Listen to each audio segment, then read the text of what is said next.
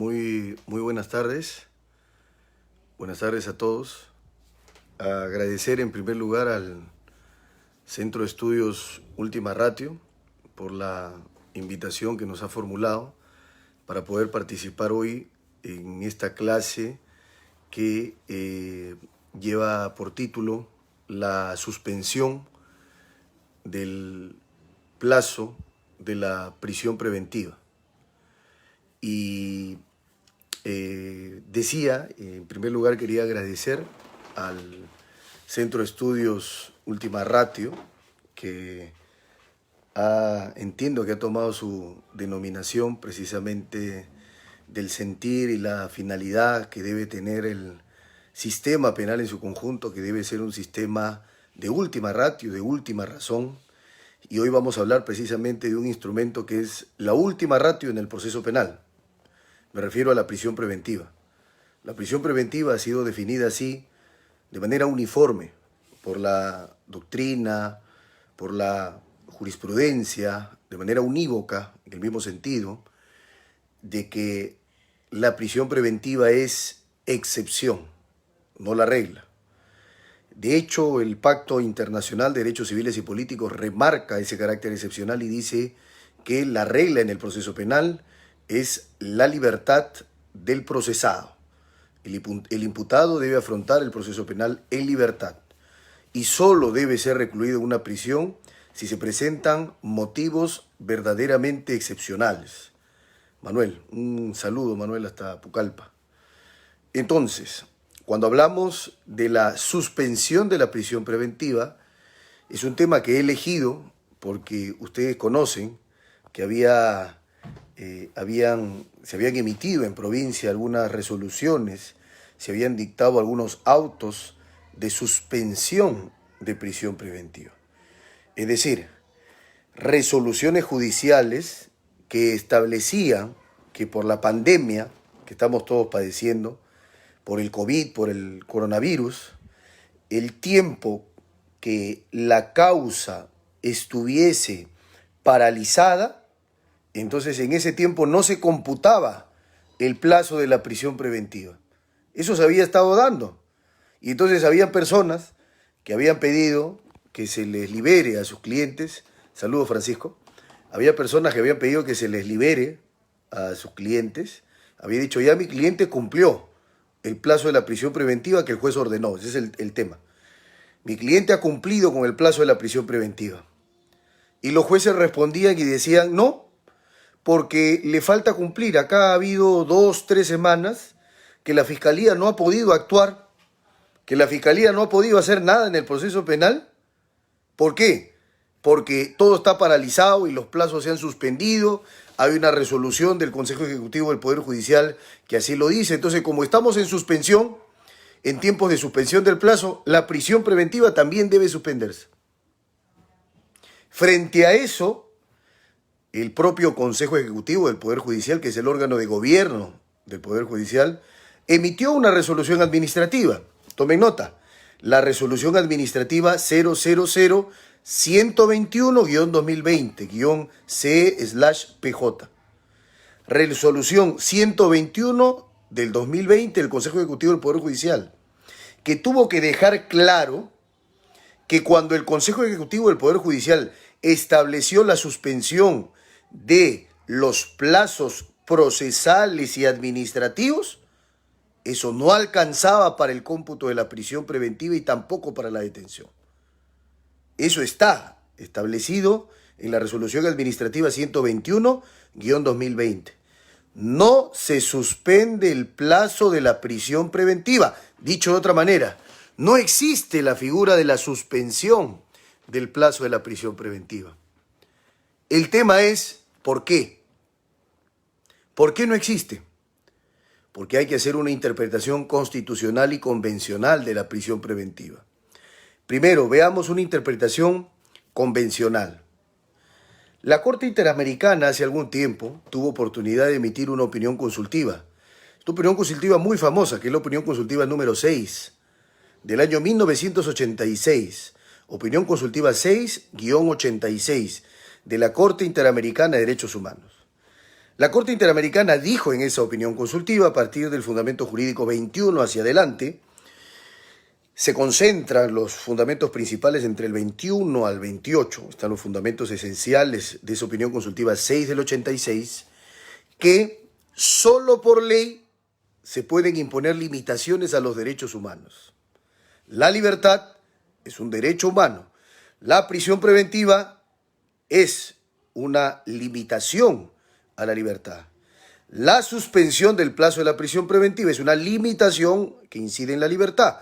Por tanto, la Corte Interamericana tiene dicho en la opinión consultiva 6 del 86 que solo por ley puede limitarse los derechos fundamentales de la persona.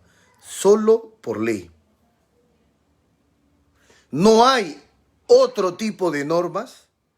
No pueden los jueces de una sala, no puede la jurisprudencia crear limitaciones que no están expresadas en la ley.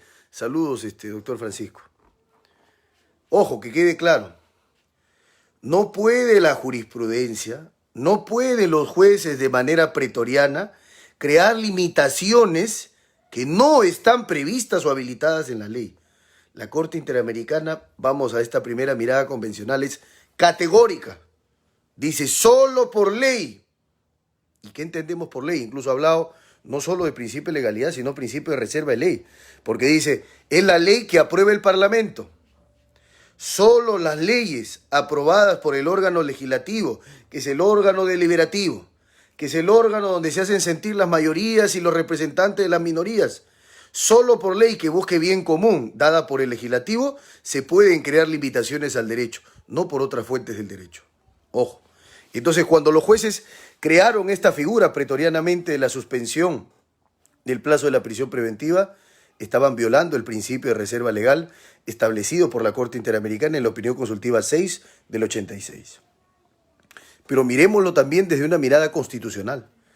El artículo 2, numeral 24, literal B, de la Carta Política, de la Lex Legum Norma Normarum, la ley de leyes, que es la Constitución Política, es muy clara en afirmar, de manera expresa, de manera taxativa, que las limitaciones a los derechos, a la libertad y a las seguridades personales tienen que provenir de una ley. Solo por ley se pueden establecer limitaciones a la libertad y a la seguridad personales. Claramente la suspensión no está prevista en la ley y por tanto no debe permitirse. Entonces, cuando se creó esa figura de la suspensión del plazo, no solo se iba en contra de la Convención Americana, sino también claramente el texto de la Constitución, 224b de la misma. Pero además hay un bloque legal, normativo, en nuestro propio Código Procesal Penal. Me refiero al artículo 6 del título preliminar, que habla del principio de reserva legal para limitar derechos. Y sobre todo el artículo 253, numeral 1 del Código Procesal Penal. ¿Qué establece el artículo 253, numeral 1 del Código Procesal Penal en consonancia, de conformidad con el artículo 6 del título preliminar de este Estatuto Procesal Penal? Dice que las limitaciones a los derechos fundamentales requieren expresa autorización legal.